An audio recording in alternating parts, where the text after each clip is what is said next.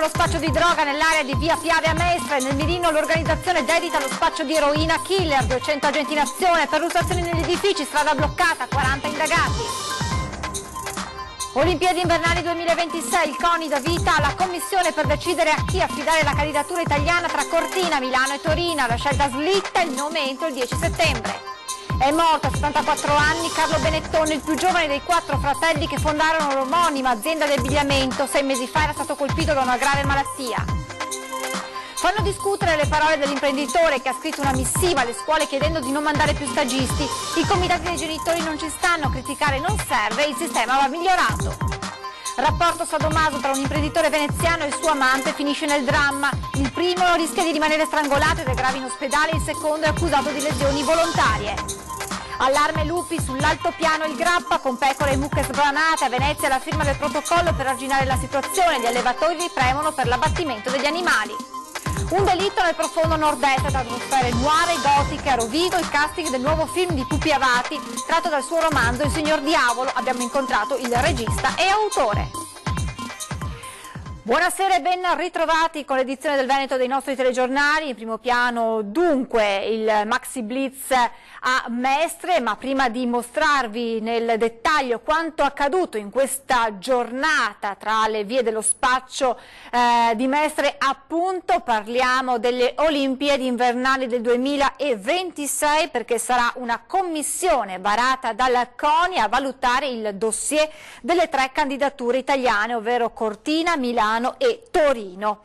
Lo ha deciso la giunta CONI. Il successivo Consiglio nazionale ha poi deliberato all'unanimità di inviare al CIO una candidatura italiana ai Giochi olimpici e paralimpici invernali del 2026. Il nome della città candidata sarà deciso nella prossima riunione del Consiglio nazionale. Le date proposte per questa sono il 1° agosto oppure come termine ultimo il 10 settembre, dopo che la commissione di valutazione avrà esaminato nel dettaglio i 3 studi di fattibilità, formulando una relazione e tenendo presenti le linee guida proposte dal governo.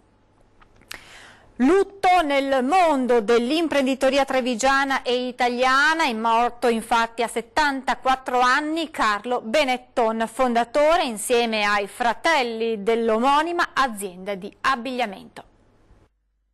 Dei 4 fratelli era il più giovane e forse quello che sotto i riflettori c'è stato di meno, ma se i maglioncini colorati da Ponzano sono riusciti ad imporsi in tutto il mondo è stato anche per merito suo. Carlo Benetton, classe 1943, si è spento nelle scorse ore, a 74 anni, portato via da un male incurabile che l'aveva colpito qualche mese fa. Assieme a Luciano, Giuliana e Gilberto fondò nel 1965 il marchio di abbigliamento diventato nel giro di pochi anni leader su scala mondiale. Carlo Benetton si era occupato in particolare delle materie prime necessarie all'attività tessile, seguendo le vaste tenute del gruppo in Argentina. Con il successo del marchio nella moda arriva anche l'espansione del gruppo in altri settori, come l'agricoltura, ed è lui ad occuparsene. Da una ventina d'anni a questa parte, infatti, era presidente dell'azienda agricola Maccarese nel Lazio, una delle più grandi d'Italia per estensione, produzione di seminativi e allevamento di mucche da latte. Ex patrimonio pubblico, era stata acquistata e ristrutturata nel 1998 da Edizione, holding del gruppo Benetton, nell'ambito del programma di privatizzazione avviato dal governo. In occasione dell'apertura di un laboratorio per l'analisi del latte, vicino Roma nel febbraio scorso, Carlo Benetton aveva fatto una delle sue ultime uscite pubbliche, parlando così a proposito dell'azienda. L'abbiamo ristrutturata, l'abbiamo rimessa, diciamo non è mai finita, però l'abbiamo rimessa quasi a nuovo. I terreni sono tutti ben coltivati. Noi come natura vorremmo sempre svilupparci. Difatti penso che l'azienda non si è mai fermata in questi 15 anni da quando è stata comprata. Carlo Benetton, che viveva a Treviso, lascia 4 figli. E adesso, come anticipato, le immagini del blitz della polizia nel primo pomeriggio di oggi a Mestre tra via Trento e via Monte San Michele, chiusi anche i negozi. Oltre 500 agenti distribuiti tra la zona della stazione, l'ex ospedale Umberto I e Villa Querini. Volanti, camionette, l'elicottero, sirene. Questo lo scenario nel primo pomeriggio a Mestre. Una forte azione di contrasto allo spaccio di stupefacenti su cui il questore aveva annunciato un imminente giro di vite nei giorni scorsi. Traffico bloccato tra Viale Stazione, Via Trento, Via Monte San Michele, Via Piave. Controlli anche all'interno della stazione. Soddisfatti i residenti e commercianti della zona che da anni ormai denunciano una situazione invivibile. Non ci sono parole, non ci sono parole. Lo aspettavamo da giorni, da mesi, da quando è venuto il prefetto, sai che venne. Se ne hai visto quando sono arrivati? È bella, bella. Cioè c'è un fuggi dei soliti che fanno, sai. Ma loro l'hanno preso sotto gamba, loro si credevano che la solita cosa, le prendo i documenti, sai, vanno via. Ci stanno capito che adesso gli fanno il foglio di via, insomma. Cosa ti aspetti? Poi ci sono mesi e mesi di indagini e spero qualcosa di bello, insomma. Spero qualcosa di buono, ma più che altro per le persone, che era una desesperazione. Stasera i tossici saranno un po' preoccupati perché sanno dove vuole andare la roba. Speriamo che se la vanno in qualche altro paese. Le investigazioni hanno portato all'emissione di provvedimenti restrittivi a carico di cittadini nigeriani ritenuti responsabili a vario titolo di associazione a delinquere finalizzata allo spaccio, riciclaggio e di diversi decessi per overdose registratisi negli ultimi 9 mesi a Mestre, nonché lesioni personali conseguenti ad altre cessioni. Una quarantina le persone ricercate, alcune catturate nei primi minuti del blitz, altre si sono date alla fuga. Chiusi su ordine del questore 3 negozi di alimentari considerati punto di riferimento per i pusher. Sonali Italia, Ma Italia, Asian Africa Market. Sul posto anche l'assessore comunale alla sicurezza. Questa è anche una risposta ai tanti cittadini che in tutto questo tempo, possiamo parlare di anni, chiedevano fortemente. Sì, con i quali ci siamo interfacciati anche molte volte cercando di stargli particolarmente vicino, l'abbiamo fatto con tante attività anche con il nostro corpo di polizia locale, diciamo che il tema era un tema molto complesso e speriamo che questo sia finito e questo porti finalmente alla giustizia tutti coloro che fino ad oggi qui hanno pensato di poter delinquere tranquillamente nel nostro paese. Mi preme più di tutto dire un forte grazie a tutti gli uomini dei vari corpi di polizia perché sono rimasti per lungo tempo impegnati in diverse attività per niente facili, ma mi sembra che il risultato al quale stiamo assistendo sia particolarmente evidente e significativo in chiave positiva. E anche nell'auspicio che su Via Trento piuttosto che Via Monte San Michele riprendano anche attività regolari, normali e quindi la gente, i cittadini, i residenti tornino a frequentare con serenità le proprie strade. Torniamo adesso a parlare dell'imprenditore trevigiano che ha scritto una lettera alle scuole chiedendo che non vengano più mandati nella sua azienda studenti per l'alternanza scuola-lavoro.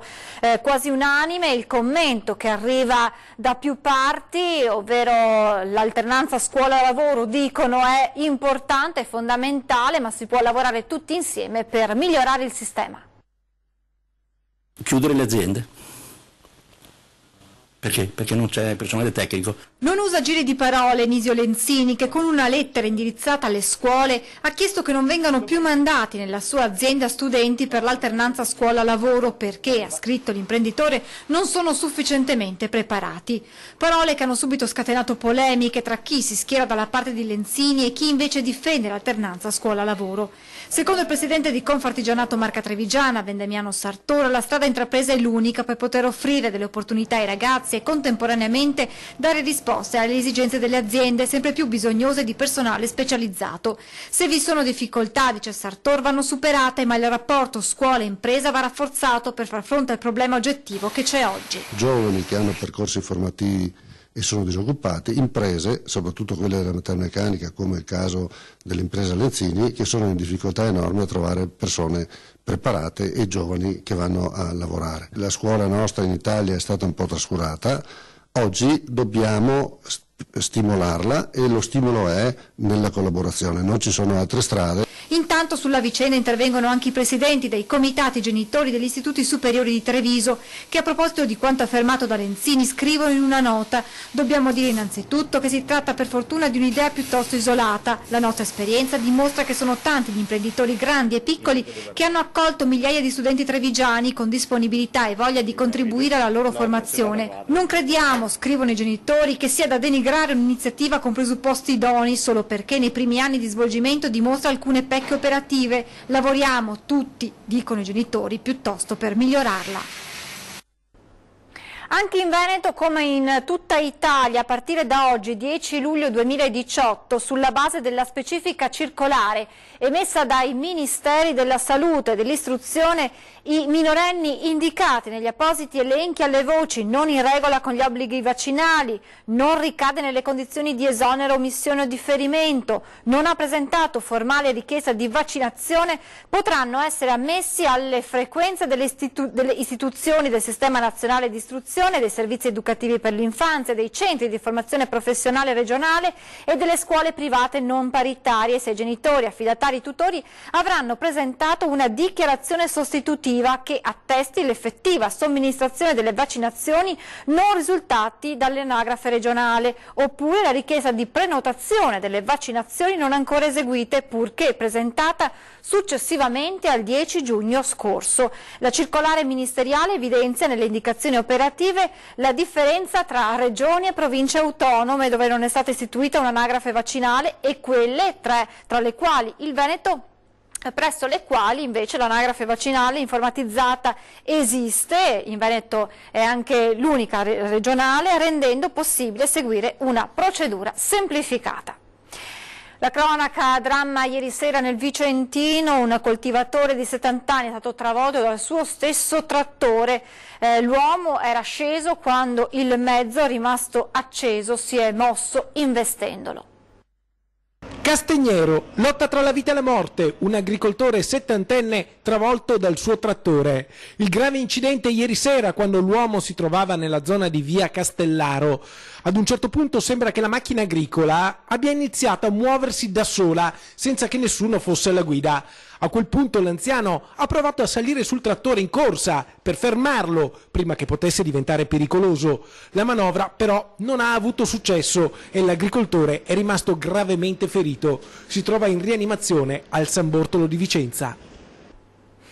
Rapporto sadomaso tra un imprenditore veneziano e il suo amante, un rapporto che finisce quasi nel dramma. Il primo ha rischiato di essere strangolato ed è finito in ospedale in gravi condizioni, il secondo è accusato di lesioni volontarie. Lui, 59 anni, insospettabile imprenditore veneziano con moglie e figli, è ricoverato in serie condizioni all'ospedale di Padova e rischia danni cerebrali permanenti. Il suo amante, un 35enne salernitano, è stato arrestato con l'accusa di lesioni volontarie. Sono i protagonisti di un episodio di sesso estremo sadomaso consumato a Padova e nel quale il 59enne è finito quasi strangolato con una cintura di cuoio al collo e un asciugamano a coprirgli la testa. Una tragedia sfiorata per un soffio, ma il dramma resta, viste le complicazioni per la prolungata mancanza di ossigeno sofferta dal 59enne. I due sarebbero stati partner occasionali, conosciutisi in chat, e l'episodio, stando alla ricostruzione degli investigatori, sarebbe avvenuto durante un incontro nel quale era stata consumata molta droga. La procura indaga per capire la dinamica del fatto e verificare quanto l'imprenditore fosse consenziente nel gioco erotico, anche se il fatto che l'amante abbia cercato di praticare una tracheotomia rudimentale con una forbice per salvarlo indicherebbe la natura incidentale dell'evento. Quando i soccorsi sono arrivati, il 35enne era sconvolto per il gioco erotico finito in questo modo. Per lui, arrestato, è stato disposto l'obbligo di dimora. Torniamo a parlare dei presunti maltrattamenti subiti da alcuni ragazzini durante un campo estivo, ragazzini padovani, durante un campo estivo nel Trevigiano. Ora sulla vicenda indaga la Procura di Padova. Sarà la Procura a fare chiarezza su quanto accaduto al campo scuola organizzato dalla parrocchia del Santuario dell'Arcella di Padova sulle colline di Valdobbiadene nella prima settimana di luglio. I carabinieri hanno ascoltato la madre del dodicenne al centro del caso e acquisito il referto del pronto soccorso di Campo San Piero, dove al bambino erano stati diagnosticati 4 giorni di prognosi per i colpi che, secondo quanto avrebbe dichiarato la madre, erano stati inferti da un animatore con la doga in legno di un letto al dorso e ad una gamba. I carabinieri intendono ascoltare anche i genitori degli altri 34 ragazzi e ragazze di prima e seconda media presenti al campo scuola. Secondo il racconto di alcuni di loro, i comportamenti non consentiti sarebbero stati puniti con una severità crescente, con castighi che spaziavano dal sequestro dei cellulari a colpi di bastone su gambe e schiena da parte degli animatori. Il gruppo di accompagnatori era composto da 9 animatori attorno ai 17 anni e da 5 adulti, tra cui un sacerdote della parrocchia e una suora. Il parroco del santuario dell'Arcella, padre Nando Spimpolo, che ha tra l'altro già ricevuto la solidarietà di alcuni genitori, ha parlato di un evento circoscritto, assicurando che se qualcuno dovrà chiedere scusa lo farà e che comunque i fatti debbano essere riportati senza clamori al loro giusto valore. Una notizia appena giunta in redazione, finita nel peggiore dei modi, l'attesa per i lavoratori della Exo di Macerata. Ricorderete, lavoratori che in questi 40 giorni avevano istituito un presidio davanti all'azienda per chiedere che venissero bloccati i licenziamenti. Oggi c'era un incontro importante, ebbene la trattativa al Ministero dello Sviluppo Economico è saltata, portando alla decisione del licenziamento per gli operai. L'azienda, la Exo di Macerata, ha deciso infatti di chiudere per spostarsi in Bosnia. E adesso parliamo dell'allarme lupi sull'altopiano e sul Grappa, con pecore e mucche sbranate. A Venezia la firma di un protocollo per arginare la situazione. Sono d'accordo su questo protocollo perché poi alla fine di questo protocollo l'obiettivo è quello di andare in deroga sulla normativa e poter contenere il lupo e, come ho ribadito prima, spero nel più breve tempo possibile. De Franceschi, presidente dell'Associazione Regionale Allevatori, non ci gira tanto intorno. Abbiamo firmato il protocollo con la Regione, firma avvenuta in giornata con i principali stakeholder della vicenda, perché vogliamo gli abbattimenti. Andare in deroga significa questo, perché senza le uccisioni sentite chi rischia. Perché le problematiche che ci sono negli allevatori sono enormi, i lupi continuano a crescere. No, è difficile perché di questo passo non vorrei rischiare che diventassero gli allevatori delle figure in via di estinzione. In Regione ne sono ben consapevoli, tanto che il consigliere regionale della Lega Finco ha proposto una legge gemella a quella del vicino Trentino Alto Adige, dove la settimana scorsa hanno dato il via libera agli abbattimenti, solo in casi limite. Scelta che ha però provocato la netta presa di posizione del ministro Costa, che ha già annunciato ricorso alla Corte Costituzionale. In questo contesto l'assessore Pan si muove con estrema prudenza. Elenca tutte le operazioni messe in campo, dai recinti elettrificati ai rimborsi del 100%, dai pastori maremmani agli incentivi per l'assunzione di guardie in carne e ossa. E poi accenna, ben attento a calibrare le parole, alla possibilità di un intervento più drastico. Abbiamo visto che in Europa e in Italia il numero è aumentato in maniera sproporzionata, si parla di migliaia di lupi presenti sia negli Appennini, nelle Alpi e a livello europeo, e quindi come tutti gli altri animali possa essere gestito nel numero, come fanno anche tanti altri stati europei per quanto riguarda ad esempio l'orso, per quanto riguarda il lupo. Sino a questo momento la Regione ha rincorso e in effetti i margini di manovra sono strettissimi. Seppur concrete, tutte le operazioni messe in campo sinora rischiano di diventare un palliativo. È necessario rivedere il piano nazionale e il Ministro ha già lasciato intendere che non vuole farlo. Però i numeri ci dicono altro. Nel corso del 2017 nel Veneto si sono registrati 163 eventi predatori da parte dei lupi, di cui sono stati vittime 357 capi. Per quanto riguarda l'anno 2018, alla data del 30 giugno sono già 43 gli eventi predatori denunciati dagli allevatori veneti. Il governo pensi bene al da farsi e la Regione abbia il coraggio di portare avanti quegli obiettivi e le linee che sono dettate da chi vive e lavora in montagna. Adesso ci fermiamo per qualche minuto di pubblicità, tra poco.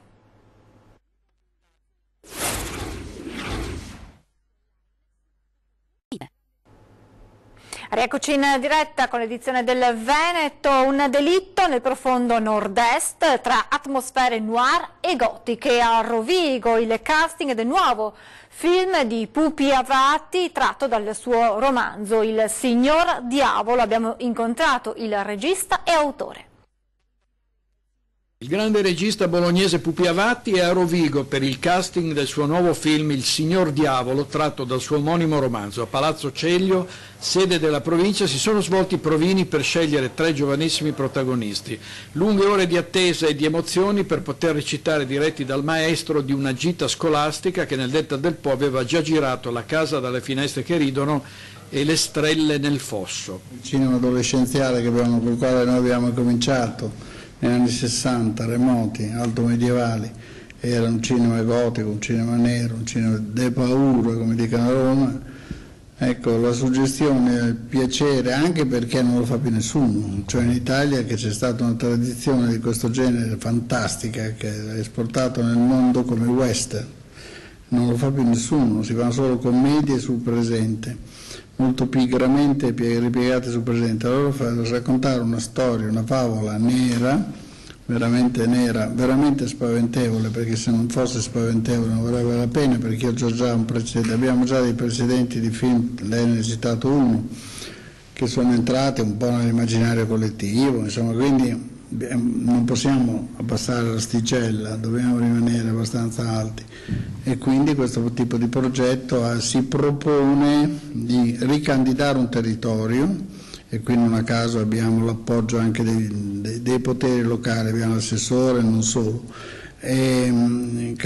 Questo Lio Piccolo, devo dire che è un centro che già una parola Lio Piccolo, il nome mi aveva sempre sedotto e affascinato, l'ho trovato abbastanza probabile, abbastanza emarginato da quelle che sono le influenze della cultura del presente, per poter accogliere una storia dove c'è ancora il demonio, perché il diavolo adesso è stato cancellato da tutti, persino nella Bibbia non lo citano più, il Papa non parla più di inferno, nessuno parla più di inferno, noi da bambini si terrorizzava.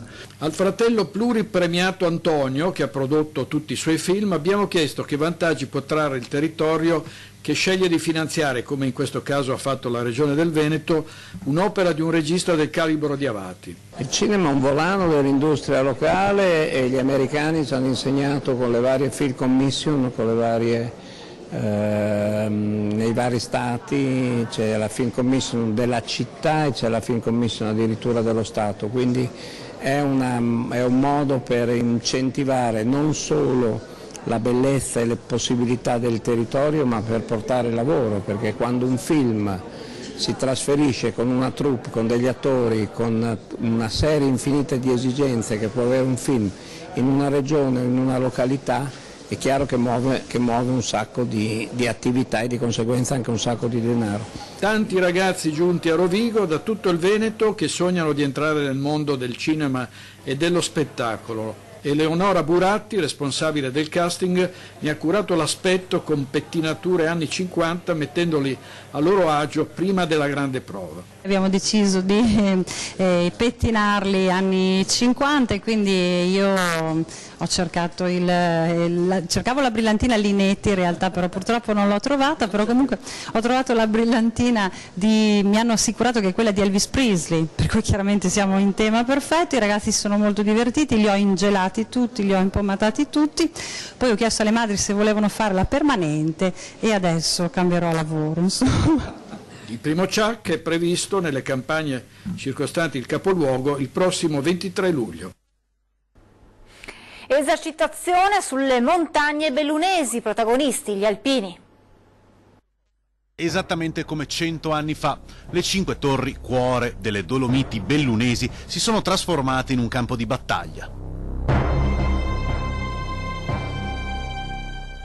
Alla presenza del capo di Stato Maggiore della Difesa, generale Claudio Graziano, del capo di Stato Maggiore dell'Esercito, generale di Corpo d'Armata Salvatore Farina, e del comandante delle truppe alpine, generale di Corpo d'Armata Claudio Berto, si è svolta nell'omonimo comprensorio montano l'esercitazione 5 Torri 2018 che, assieme alle truppe alpine dell'Esercito, ha visto impegnati soldati di 14 paesi alleati ed amici, assetti di tutte le forze armate nazionali e personale del Corpo Nazionale del Soccorso Alpino e Speleologico e della Protezione Civile dell'Associazione Nazionale Alpini. Gran parte della terra è composta da montagne, gran parte delle operazioni di sicurezza internazionale che si stanno svolgendo adesso avvengono in terreno montano, al confine tra la montagna e la pianura, magari venendo dal mare o dall'aria, ma evidentemente bisogna essere preparati a operare in queste zone che sono anche diffuse in Africa, in Asia, e bisogna imparare a operare in un modo moderno, in un mondo a 4 dimensioni, perché anche in montagna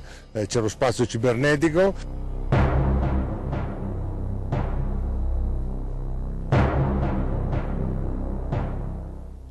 Dopo oltre 100 anni i nomi delle montagne intorno riportano alla memoria cruente battaglie, gesta eroiche ed episodi legati alla dura vita dei soldati.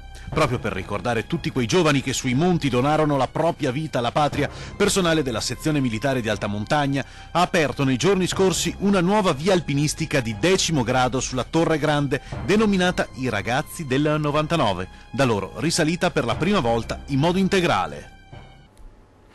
È tutto per questa edizione, vi lascio le previsioni del tempo, grazie per averci seguito, buona serata.